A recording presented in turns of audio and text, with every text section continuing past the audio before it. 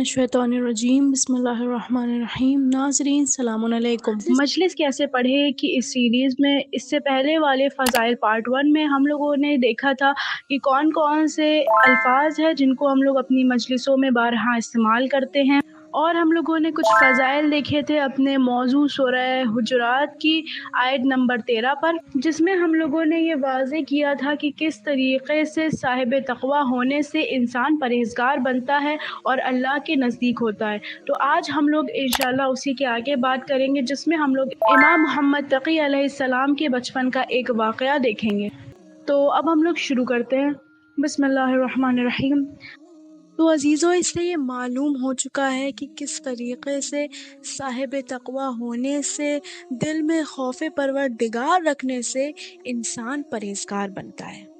अज़ादार मज़लूम Karbala, ये तो हम लोग बहुत अच्छे से जानते हैं कि ना जाने कितने साहिब तक़वा पहले हो चुके हैं, कितने साहिब तक़वा टाइम पे मौजूद हैं, कितने साहिब तक़वा आगे आएंगे। लेकिन अगर मैं आपसे कहूँ कि एक घराना ऐसा है जिनकी तरह साहिब तक़वा न कोई कल था, न आज है और न ता क़यामत तक होगा। मोहम्मद के घर की बात कर रही हूँ, यानी उनकी तरह कोई साहिब तक़वा नहीं था, न ता क़यामत तक होगा। और हमारे नवे इमाम तो ऐसे साहिब तक़वा थे कि आपका लक़ब ही तक़ी हो गया था। सल्लल्लाहु अलैहि मोहम्मद व आले मोहम्मद। तो जैसे कि आपने देखा कि अभी हम लोगों ने इमाम का तारुफ़ कराया, या इसी तरीक़े से जब हम कुछ इमाम की ऐसी फ़जीलत बयान करते हैं, अपने लहजे को एकदम बुलंदी पर लाते हैं, तो उसके बाद जब सलवात भिजवाते हैं तो उसे हम लोग को एक बार और दोहराना होता है। तो हम लोग इस तरीक़े से कहेंगे, अज़ादारों, हमारे नवे इमाम तो ऐसे साहिब तक़वा थे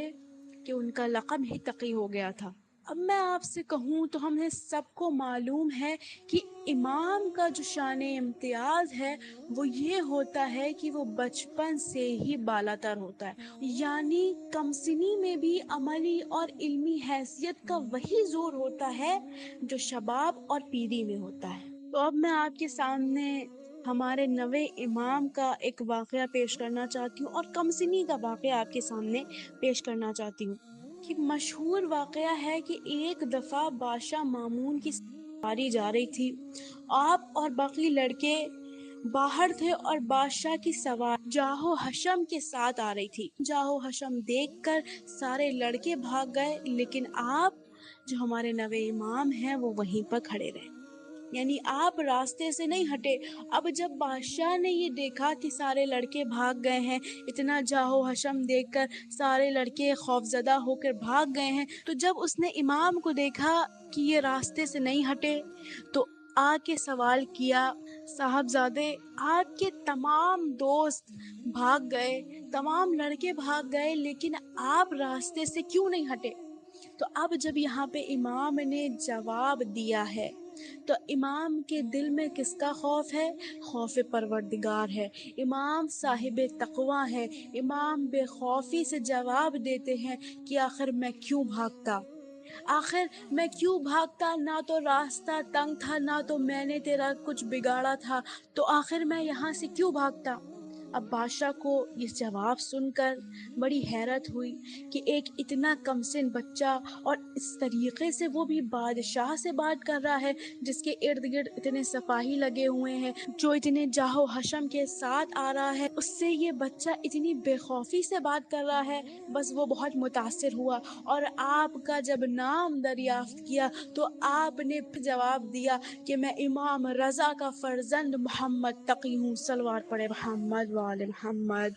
तो हम लोगों ने फ़ज़ाइल पार्ट 1 में देखा था कि किस तरीक़े से कुछ अहम पॉइंट्स हैं जिनका हमें ख़ास ख़याल रखना चाहिए, जिसमें से एक ये भी था कि हम जो है लोगों को दर्स देंगे जो भी हम अहले बैत अलैहिमुस्सलाम की ज़िंदगी से सीखेंगे। तो उसके लिए हम लोग कुछ इस तरीक़े से कहेंगे।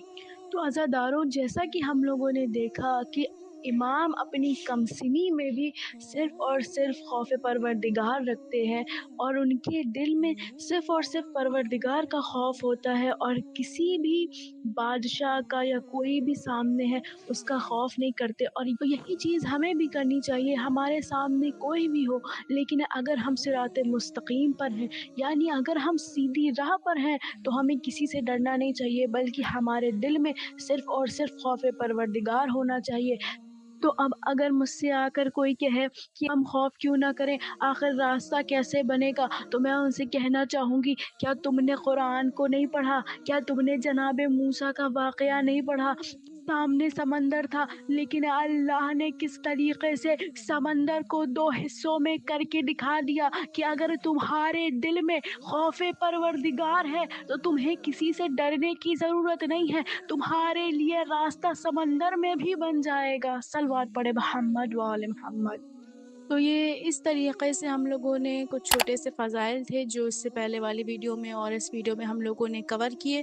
انشاءاللہ یہ تمام آپ کو ڈسکرپشن میں مل جائیں گے، اور اس کی پریکٹس کریں، اور جتنا ہو سکے اتنا جو بھی ذاکر ہیں ان کو ضرور سنیں، ان کے لہجے کو دیکھیں کہ کہاں پہ ان کا لہجہ تبدیل ہوتا ہے، کس طریقے سے تبدیل ہوتا ہے، اور انشاءاللہ اگلی ویڈیو میں ہم لوگ مصائب کی بات کریں گے۔ مزید ایسی ویڈیوز کے لیے اگر آپ ہمیں سپورٹ کرنا چاہتے ہیں تو ڈسکرپشن میں QR کوڈ اور پیٹرون کی لنک موجود ہے، آپ وہاں سے کر سکتے ہیں۔